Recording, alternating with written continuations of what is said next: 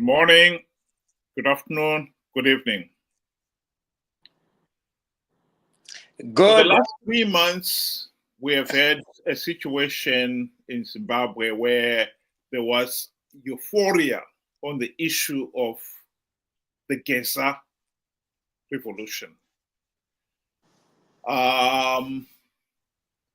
Many people were rightfully so to genuinely interested in the Geza Revolution. But since the 31st of March, there hasn't been many activities in that quarter. And many people believe that it may well, nobody's confident yet, may well have fizzled out. The question then is, what next for Zimbabwe? How are we going to get out of this political nightmare? And tonight we'd like to discuss a proposal that has been put forward by Dr. Ibbo Mandaza of forming this National Transition Authority. And to help discuss that one, I have got Divine Mafa and Ben. Gentlemen, thank you very much for joining us. Thank you. Today I feel like Jesus. Because what I'm about to share with you today is born again. I promise you. Thank you. Thank you, Ben. We may just as well start with you, Mafa. What do you think of this proposal? Well, why don't we read it through together so others can articulate it? I wanted to go ahead. Do you have it? Let's go ahead and read it for others. Well, I mean, basically what is proposing, this is not the first time they've proposed this National Transition Authority. Right. What they're proposing is that we have this conference in which Zimbabwe's next stage will be to have this National Transition Authority, which will be composed of technocrats and not leaders from ZANU-PF or the opposition.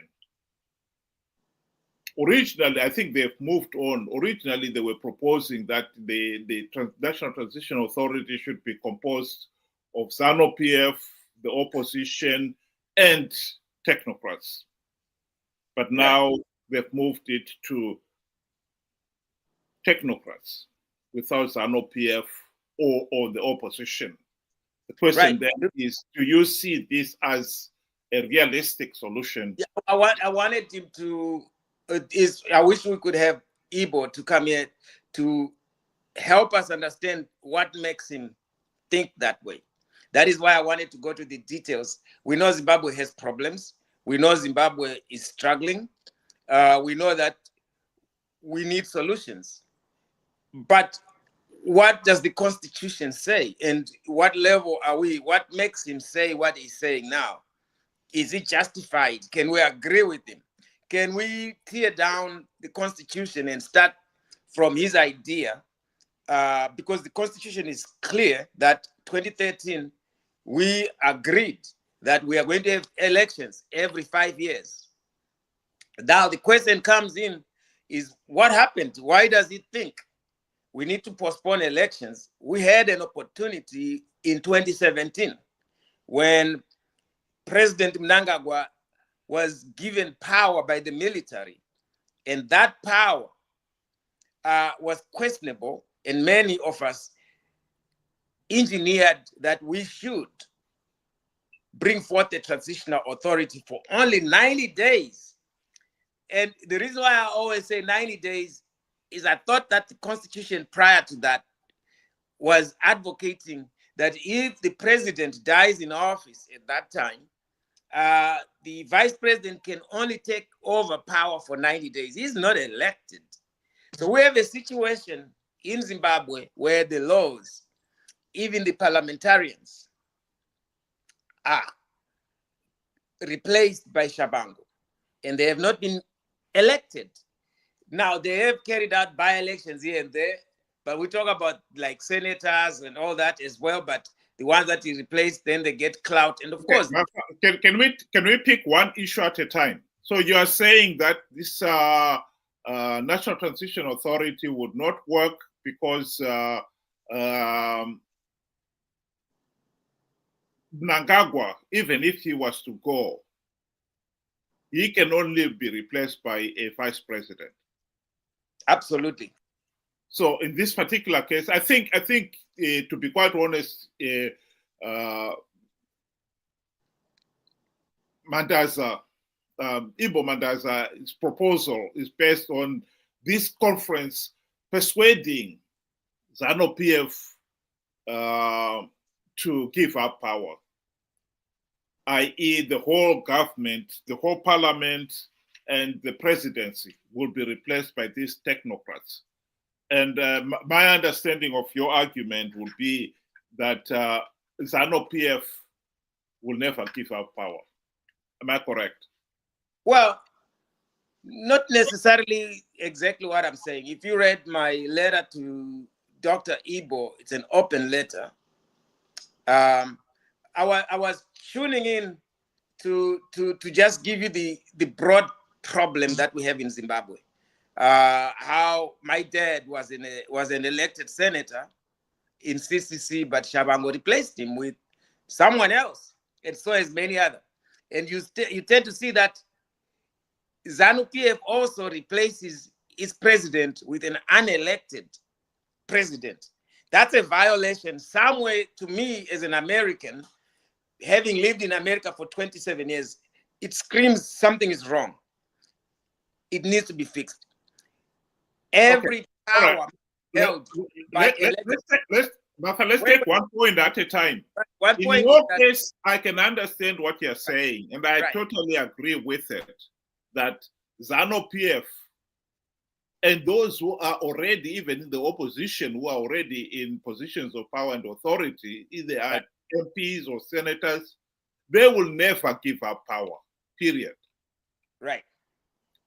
Ben, what do you think of that? Good day to you and good day to all viewers. So, let's get this straight. The fact that we had 2023 election and now ZANU-PF won that election, whether it was rigged or not, they became a government that was democratically elected by the people of Zimbabwe. That is the situation that is there.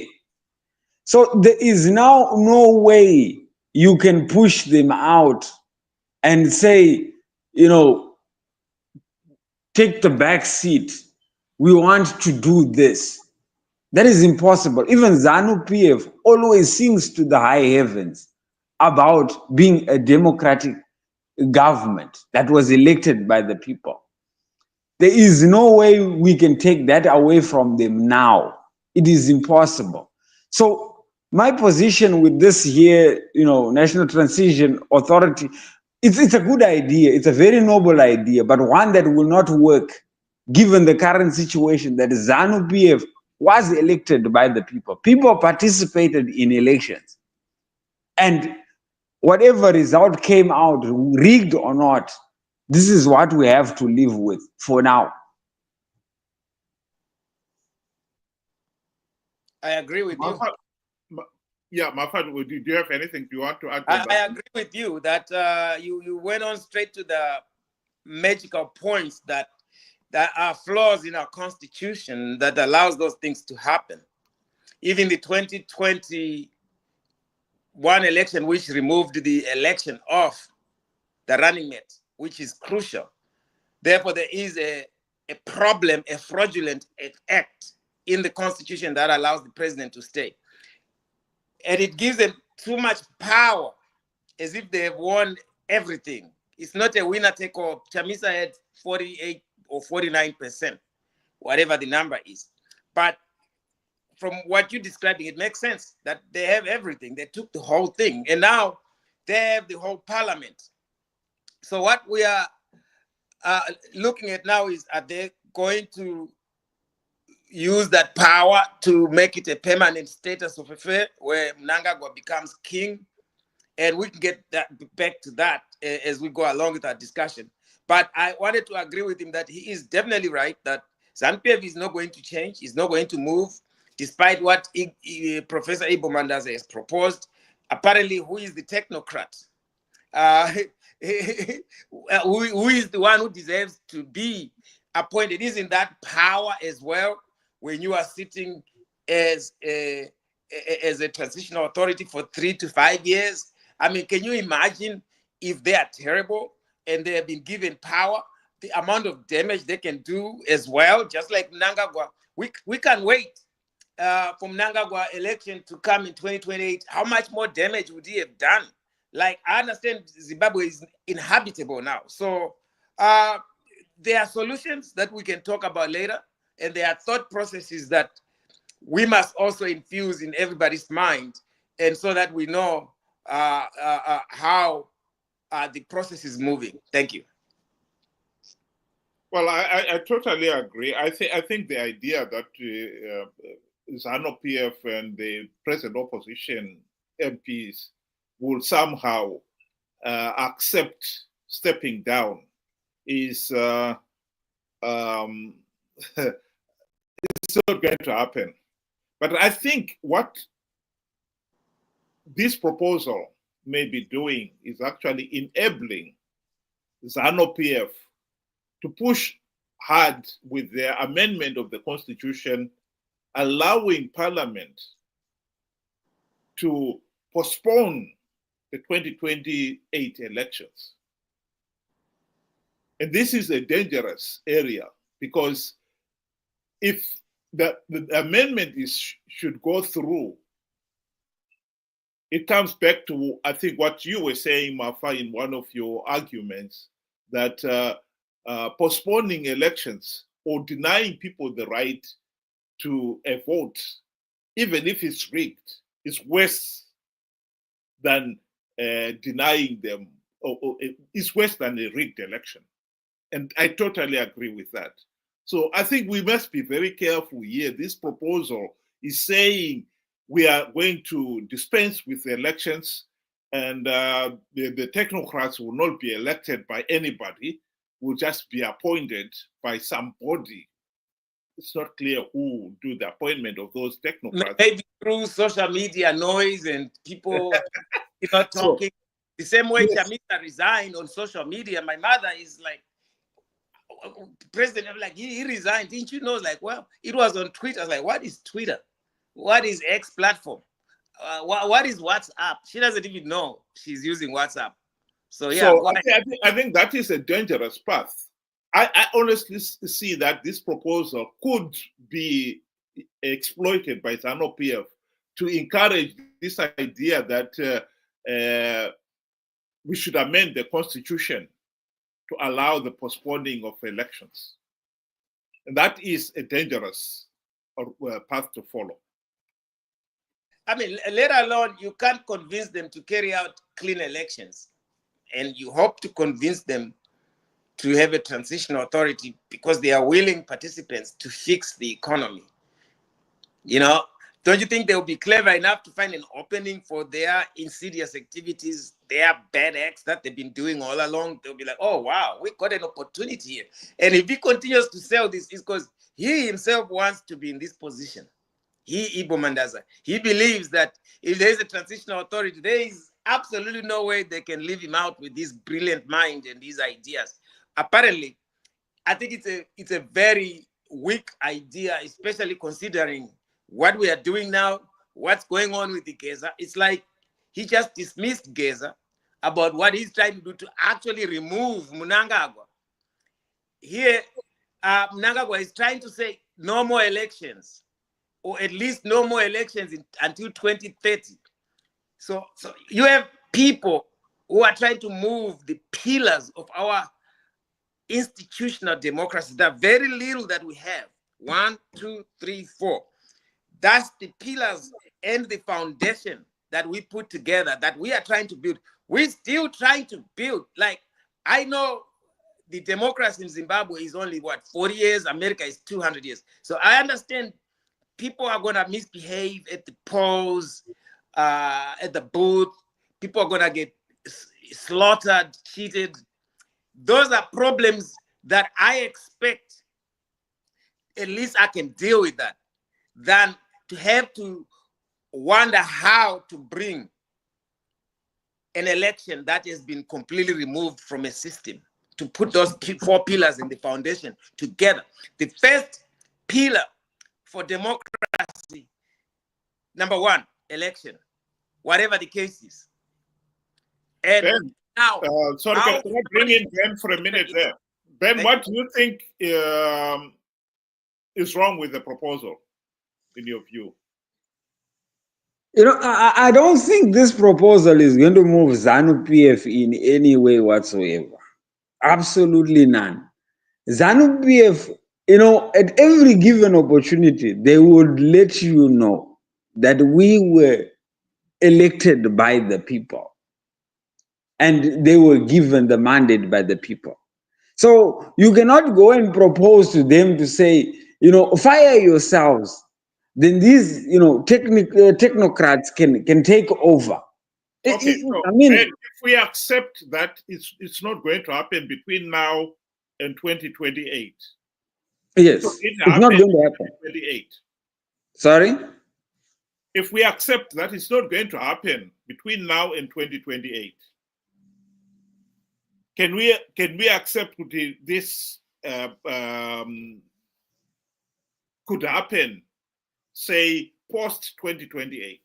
Absolutely.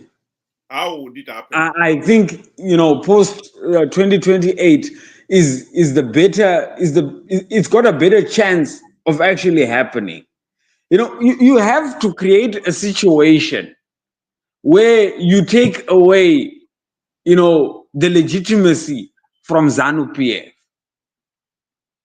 Take away what ZANU-PF boasts about every single day, that they were elected by the people.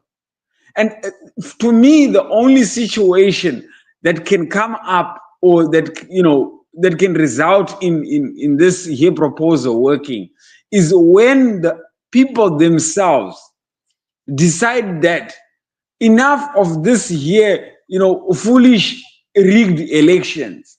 We want what SADC proposed or recommended for us to be implemented in our ways of doing or running elections. We want accountability, we want traceability. Without that, we will stop the. Why hasn't that happened? We are talking of 45 years after independence. We still have rigged elections. You know why that hasn't happened? You know, it's quite sad, really, that, you know, we have been given advice over and over again from SADC, from AU, from the EU, you know, from all international observers. If you go to the reports and the recommendations, they are similar. Stop doing this. Your elections are not free, they are not credible, and they're not even transparent. This is what they have been saying. This is what led to the first GNU in the first place. But for some reason, you know, we just cannot, you know, accept the fact that, you know, we are not going to dip our finger in ink.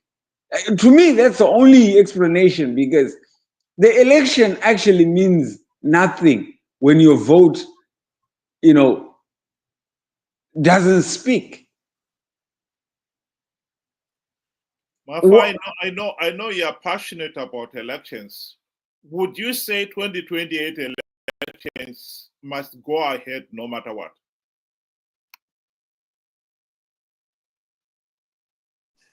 Absolutely, there should be no. It's the holy grail. It's the holiest of the holiest of the holiest of the holiest of the holiest procedures in our democracy, and that anyone who tampers with that, I don't know what. Anyone who tampers with that the worst should happen to him. Absolutely. Because the hallmark of democracy is aligned with the first principle, the ability to choose a leader freely and fairly. Now, first is choose. but Mafa, you can't keep on saying freely and fairly. Were the 2023 elections free, fair, and credible? That's why I laughed at it, because I knew you were about to come. That's freely and fairly. I too have a question for you, Mafade. Yes. I mean, let's be realistic, gentlemen. If you are saying, come what may, they should happen, then come what may, you should accept the result. No, we don't have to accept the result. No.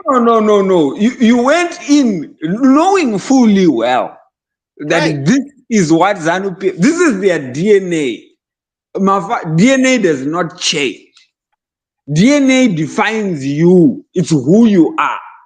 And this, what we are talking about, rigging elections, is ZANU-PF DNA. This is who they are. And you are saying, I am going as it is. So you should expect ZANU-PF to, it's like you picking up a scorpion and wanting to play with it. The DNA says it will sting you. And if it stings you, it was never wrong. You went to it. Right. So let me say, I wrote a letter to Ibbo Mandaza, and I say that to him. I read him. He's a Bulawayo 24 report, and I'm going to answer you as well on that. And that claiming that he wants to do this NTA, and I told him it was nonsense. For me to use that word, he's an adult, he's a professor. And I know he's a professor of political science. But I always say he should have thought about this in 2017. And I pushed for it in 2017, Wilbert, you remember. And coming back to you, the DNA in ZANU is rigging. And we know that, as we stated, 44 years of a young democracy, of people who are strategically trying to stay in power and to be competitive. And they have no accountability because of the situation that we are in. And as you rightly asked me, what happens in 2028? We have to. And you say, we're going to run no matter what. We have to run and fight in the process to make sure the system is done right. We've got to continue to look for reforms, to make sure that the judiciary is out of the system, the military is out of that process, and everything is free. Mafa, let's be realistic. At the present moment, I know it's hard. I didn't say it's got majority in parliament. They've got the opposition in their court. And therefore, then I don't think we can realistically talk about them implementing any meaningful reforms. So there will be no reforms implemented. And we come back to the issue that we asked you. Are you saying that you'll participate in those elections no matter what? Even when you know the process is flawed, ZANU-PF is going to rig the elections. And most significantly here is that if you participate, you give ZANU-PF legitimacy. Are you still saying, yes, we must still go ahead and participate? Because it's a gambit to silence the people's voices. They still need to have a choice. Remember, they still need to go out there and vote. Mafa, they don't have a choice in a rigged election. We can't keep moving the goalpost. They don't have a choice yourself, the election must be meaningful. No, they have a choice not to attend. Nobody will force them unless they are being rounded up like cattle to go and vote. They can, when they go in the booth, they still can vote for whoever they want. They have a choice, but they have to keep getting educated. If it's just like they are afraid. No, but Mafa, let's get one point clear. Right. If the election process is so flawed, so illegal, that the only logical step is to withdraw, as David Coulthard said in his book, and I'm giving you the quotation at the bottom of the. It is the worst. It's almost like they are not politicians. Do you know that people died to get this election done? That's the only thing. You know, when we were going to the war, you and I, we are almost the same age. When we were going out in the liberation struggle, we were saying we need an opportunity, one man, one vote. That was the mantra. To argue that elections are broken, citing the captured judiciary, politicized security forces, but the Constitution already has answered. It enforces judicial independence, which is Section 164, reform the Electoral Commission, Section 239, and protect free media, free speech, Section 61. Suspending elections for years doesn't have anything to do with these things. Elections are only done in one day. So he's telling me, Mafa, you're still failing to answer the question. You have said yourself the judiciary should be independent and the Electoral Commission should be independent. Those the bodies are not independent. Then fight those.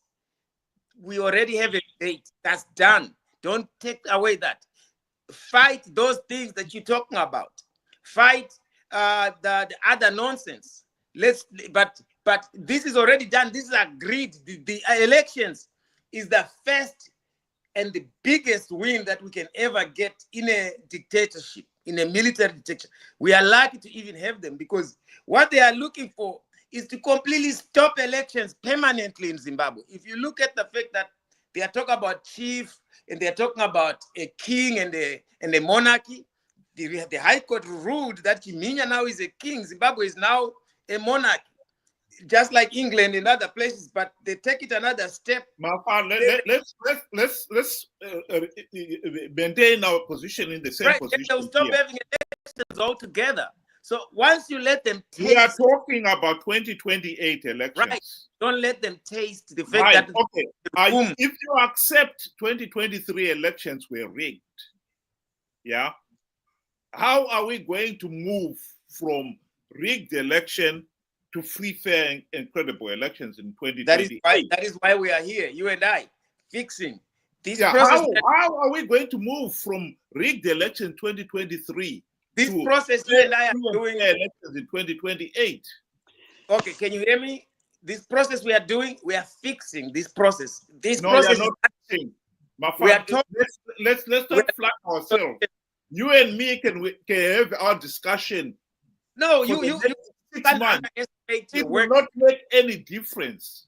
Elections in Zimbabwe are not decided by you and me. That is absolutely not true, because I have been reading about you and your influential voice for a long time. And remember, it took me a while to contact you. You were very suspicious. You don't just talk to anybody. And we finally started talking. But your message, and you've read about me too. We've been advocating, and we have a lot of people who do not have the right education because they were not. Let's be honest. When you're talking of free, fair, and credible elections, that is a process that should have been done during the GNU 2008 to 2013. They should have implemented democratic reforms then. There were not even a token reform implemented. Absolutely. You and me and Ben and everybody else, we can talk as much as we like. The truth of the matter is, those who are in a position to change, to carry out those reforms, are not interested in implementing even one token reform. Can I give Ben a chance to give his comments there? Yes, I was about to say to Mafa to say, look at it this way. As long as people are willing to continue participating in elections as things stand, there's no need for ZANU-PF to change anything. Because you're willing participants. and you just help them get that tag of approval.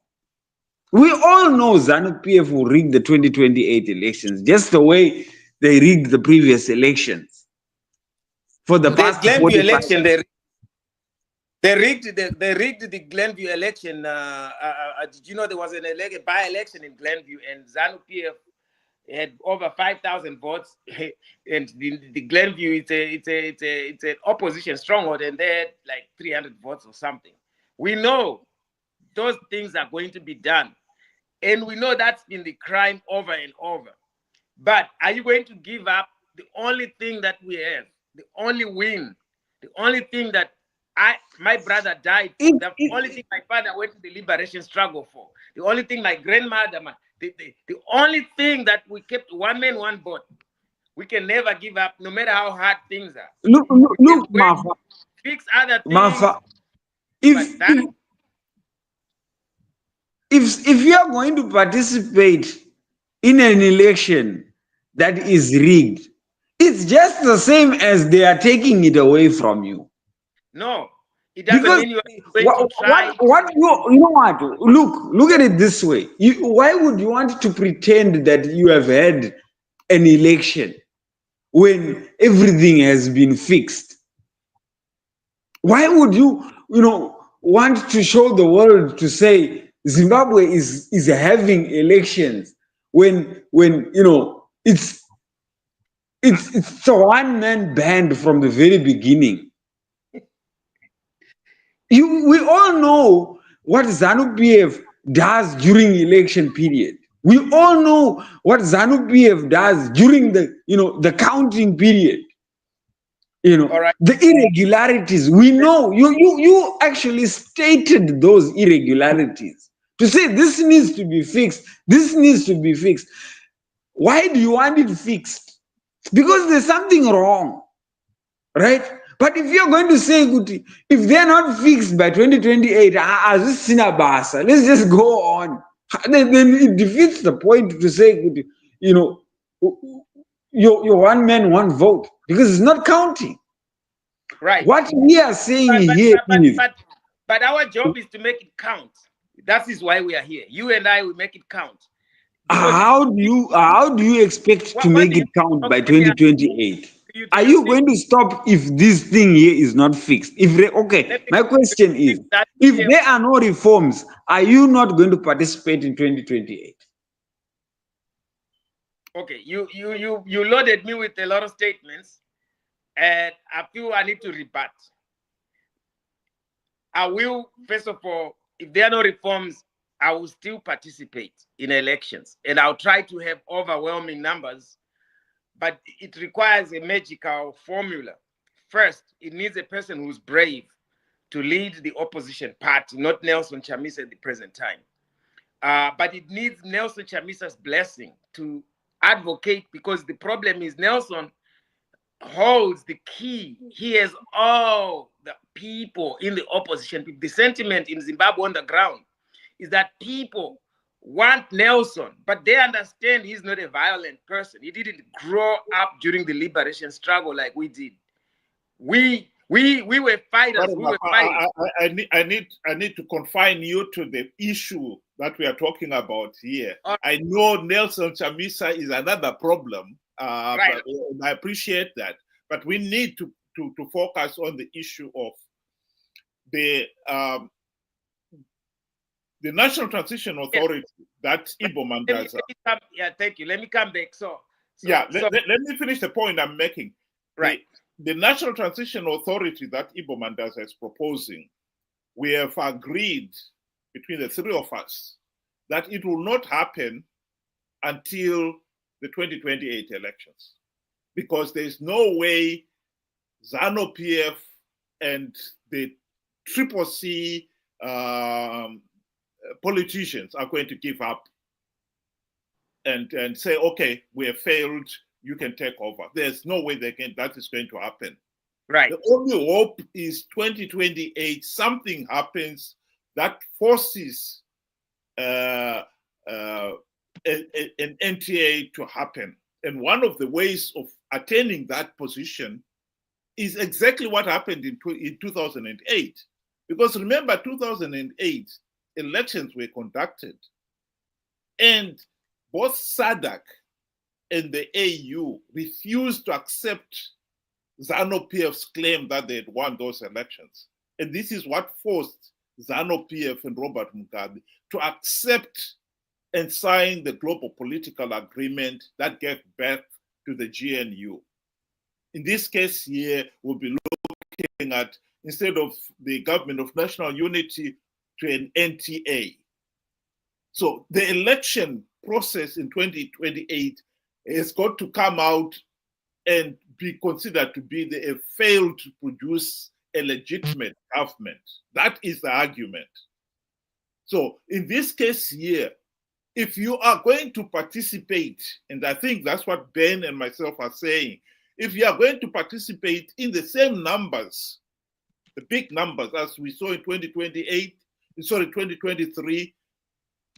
2018, 2013, and so forth, then SADC and the AU will not be able to say the result is illegitimate, because they'll be saying, well, if millions of Zimbabweans participated in a process which they knew is flawed, which they knew ZANU-PF is rigging, and yet you still insisted in participating, who are we to say the process that failed to produce a legitimate result? That is the argument. Mafa, what is your counter argument? Why should you persuade the people to participate regardless? That is the question we are asking you. First, I'm entitled, Zimbabwe is my country. And I can walk there like a boss. And secondly, voting is mine, it's my right. It is an entitlement. It's not even like they have any right. Now, what they do is almost like I give you a car. I can come and paint it. Doesn't change the fact that it is still your car. You can just wash it. It can still drive. The most important, as I stated, is the ability to continue participating in what is rightfully yours. You don't have to ask for that. That's right. Now, then we participate, then SADC comes along and says, you did participate, sorry. Are you suggesting that we shouldn't participate? Because that is literally saying, it's your choice, remember. This is your right. A vote, it's not a process also, but it's actually a mental asset. It's an asset. It has got value, money, power, authority, and consent. Removing consent means you are not participating in what the government is doing. But something that belongs to you is your food. It's my it's my vote. Now, if I have the masses, if I can talk to the masses, if Chamisa, that's why I wanted to bring Chamisa in the mix a bit. Chamisa says Zimbabwe Economic Movement is now the new political party. Support Divine Mafa because he's brave. I'll lead people in the streets like Geza is trying to do without failing. And in fact, I'll be in the front. And I'll demand those reforms. Now, obviously, ZANU-PF is not going to do it, and will continue to go into the elections, and they will cheat like they did with Chamisa, and I'll do exactly the opposite Nelson Chamisa did. You asked me, how do you deal with the situation when ZANU-PF rigs again? It's because we do not have the right leadership to deal with the situation. We do not have strong men in Zimbabwe who understand they are men. Most of our men are busy listening to our mothers. No, I think you just avoiding answering the question. Let me ask you the question. You don't answer it before I've asked you. All right. The question was, if you know that the election process is flawed, you know that ZANU-PF is going to rig the elections. You also know that if you participate in your millions, as you are encouraging people to do, you will give the process legitimacy. You cannot talk of will pressure ZANU-PF to implement reforms. Why, if I was ZANU-PF, why would I want to implement reforms when I know even if I blatantly rig the process, you will still participate. You participate in your numbers to give me legitimacy. Why would I want to implement reforms? And I came back and I said, you have bad leadership, first of all, in the opposition movement, number one. So therefore, even if ZANU-PF has the leeway to do whatever it wants because the people have not educated themselves to be brave enough to have the right leadership, that will not stand to let the government do the things that they are doing. We do not have enough patriots who are willing to take the fight and confront the government and say, we need fair, free, credible elections.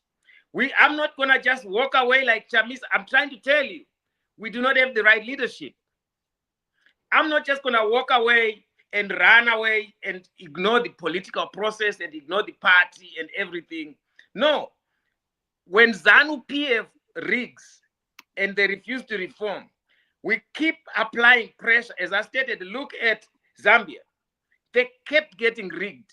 And it took them, 70 years, and they finally did it. Because they never gave up, because you are dealing with an evil system. We kept fighting the Smith regime. Despite the fact that we were oppressed, we never gave up. Mafa, I think let's confine our discussion to Zimbabwe, because I don't think we want to mix up Zambia and Zimbabwe, because the two countries are different. Zimbabwe had the opportunity to implement the democratic reforms, and we failed to implement even one token reform. We cannot pretend that we didn't have the opportunity. We did. Mafa, why would you settle for less? This is my question that I would ask you and other Zimbabweans. Why would you settle for less? Look, you have a situation where, I understand it is your right to have, or to vote, but that vote should have meaning. And if ZANU-PF is rigging elections, you are voting, but it is meaningless. So in this case, you are being given a shell instead of, the full. You are buying a car without an engine, but, you are pretending it is a car because it is your right to own it. Yes, it is your right, but it should be a moving vehicle. It should be a meaningful vote, a meaningful say in who governs the country. If an election is being rigged, look, the report says it lacks traceability. You cannot even trace what is going on because you don't even have a verified voters roll. Right? That's the basic. So, if our election cannot, be standard to or cannot meet what is stated in the Constitution, then what does it mean to you? Of what value is it at the end of the day when it is meaningless? Would you settle? Why would you want to settle for less when you can have the whole? That is my question. Right. So you asked me if I should settle for less.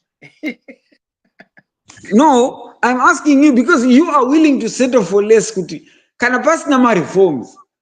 It doesn't matter. I will just take whatever you're giving me. So ZANU-PF can give you whatever they want because they know you are going to participate come what may.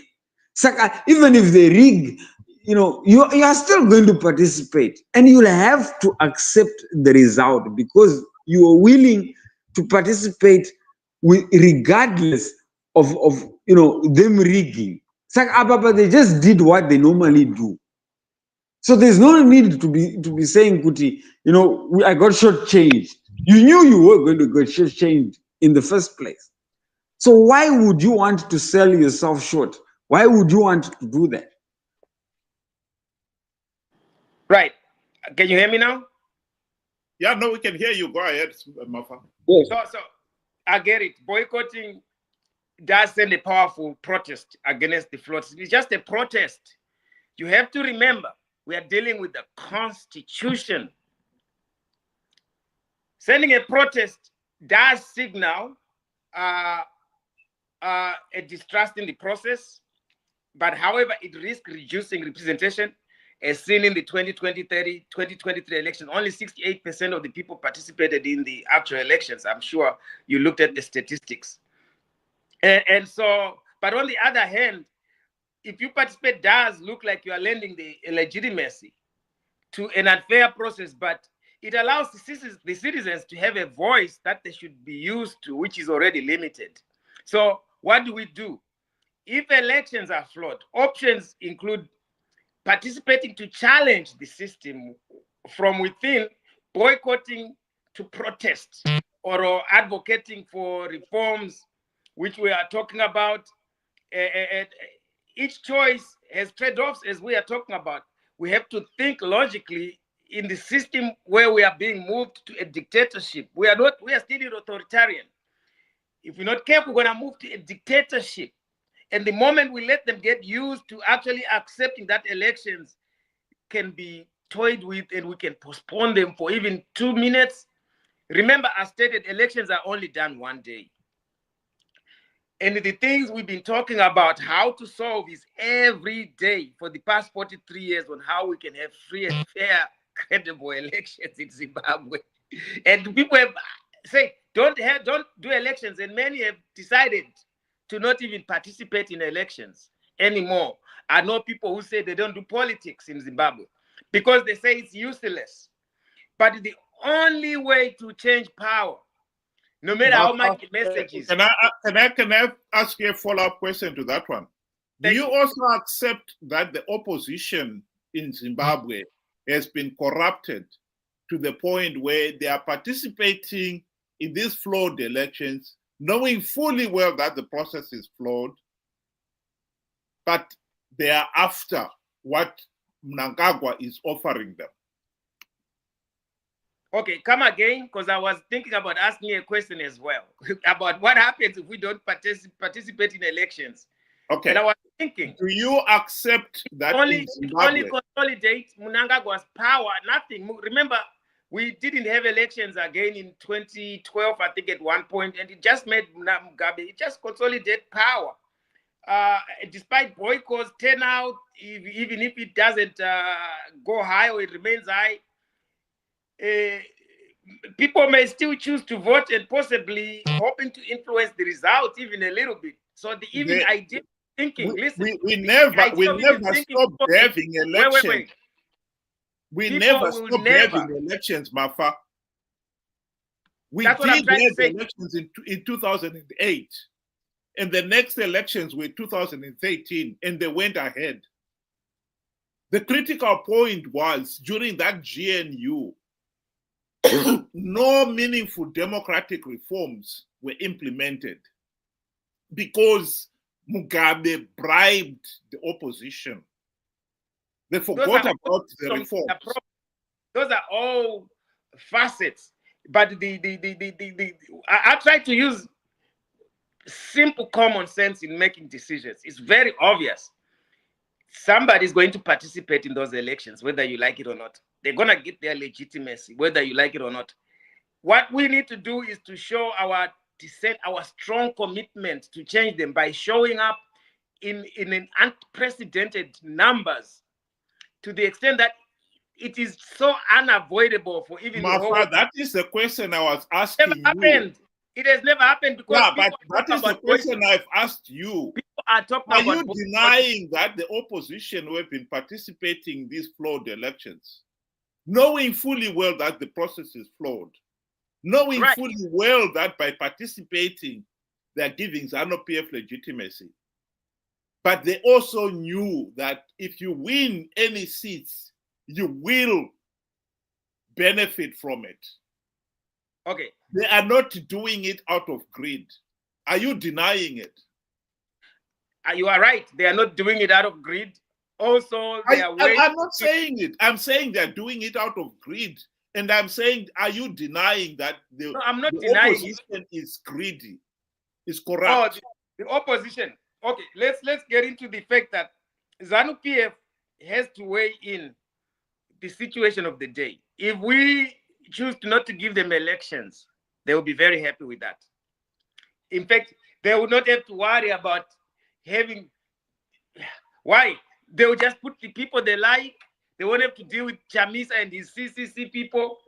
Fine, done. No, that is not true, Mafa. That is not true.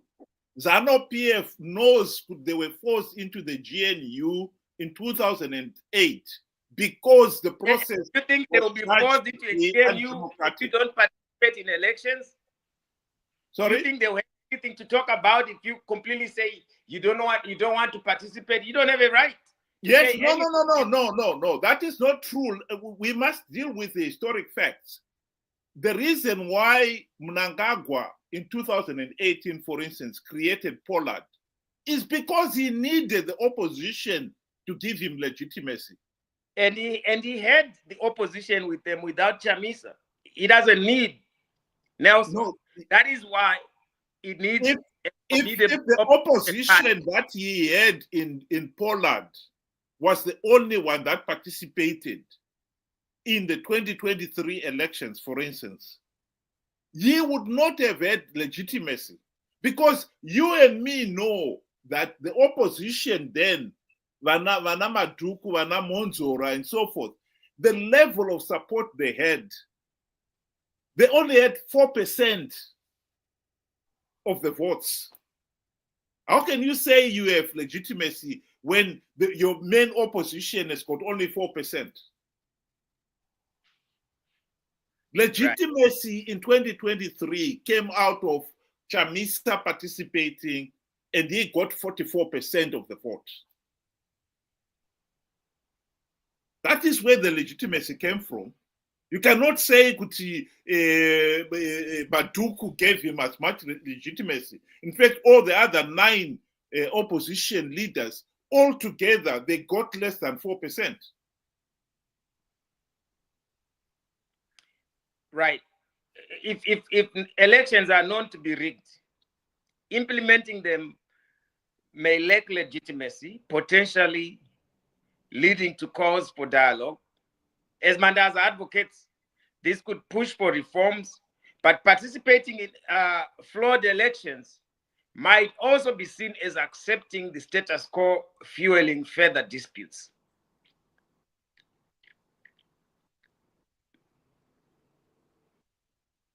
You agree? Sorry, say that again. If elections are known to be rigged, yeah, implementing them may lack legitimacy, potentially leading to calls for dialogue, as Mandaza has put it across to us, and advocating that we push. And now this could push for reforms, but participating in flawed elections might be seen as accepting the status quo, fueling further dispute. But if you don't participate, you are saying it will force dialogue. But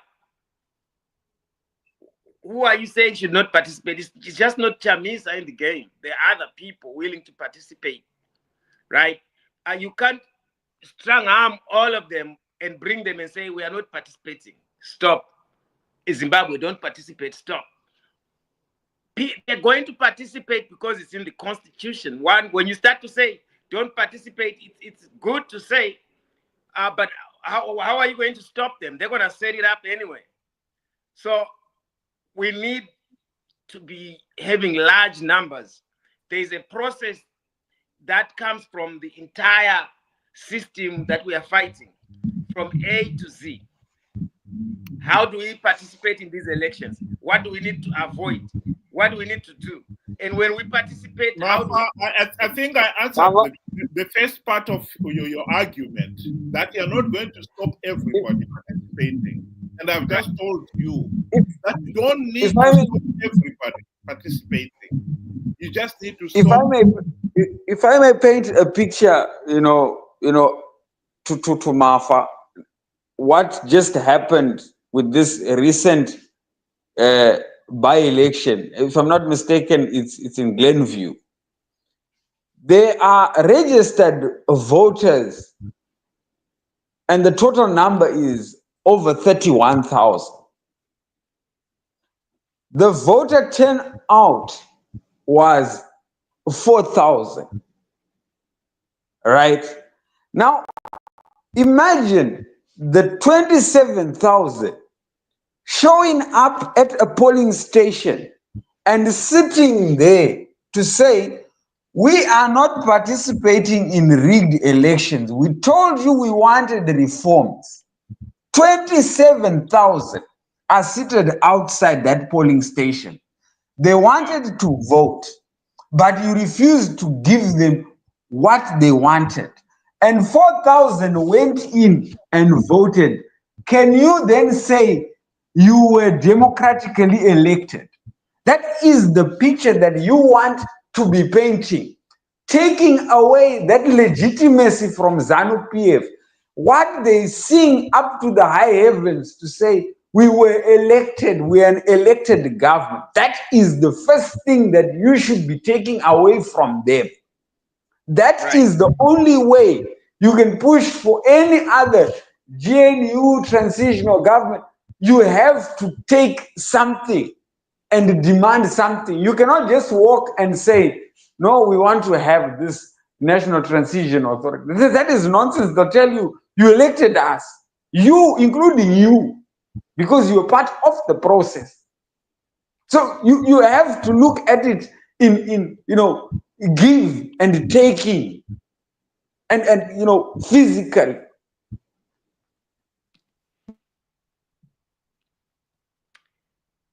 If you don't participate in the elections, here's what I wrote in my notes here. If you don't participate, if you choose not to participate, it's a protest. That is all it is. It just signals that you don't trust the elections. That's all. However, it means that your voice is no longer represented. As shown in the 2023 outcome, despite some people actually boycotted, so the other people who didn't even vote, the significant turnout suggested that many people still engaged. Now, if we have a leader like Nelson say, well, don't participate. If he had done that and started to preach that in the city and went out village to village, maybe it would have gone to that level and caused that crisis that could have engineered the National Transitional Authority. There has to be a crisis. There is no crisis. The opposition leadership did not create a big enough crisis to cause that desperation for recognition by the ZANU. All they need is to continue to do what you got to remember what is motivating the people, as Wilbert said. Some of them, they want money. Some of them are greedy in the opposition as well. They're doing it for their own self-interest. And some of them might mean well, but what the implications are is that despite boycotts, the significant turnout suggested many engaged, possibly hoping to influence the results. But it won't happen if we are not going to follow up, if we are not going to fight, if we are not going to constantly be in the face of this government. What have we done to deserve free and fair election? As you stated, many people were kept outside, 27,000 according to you, or 2,700. People want to exercise their right to vote. It is actually a demand. They demand it with anger when you are telling them not to. But now when we're persuading them nicely, don't. It works. I think it's not I think this debate can go on. We've had an hour discussing it. Can I suggest that, Mafa, if you are available tomorrow, we can take this up. I'm gonna call Dr. Ibbo tomorrow and see if he will come over. Well, that's fine. I don't know whether you would want to have a separate one to host him if you're going to call him. No. Because normally I normally have one at 7 o'clock, and it's very short. It's about 30 minutes.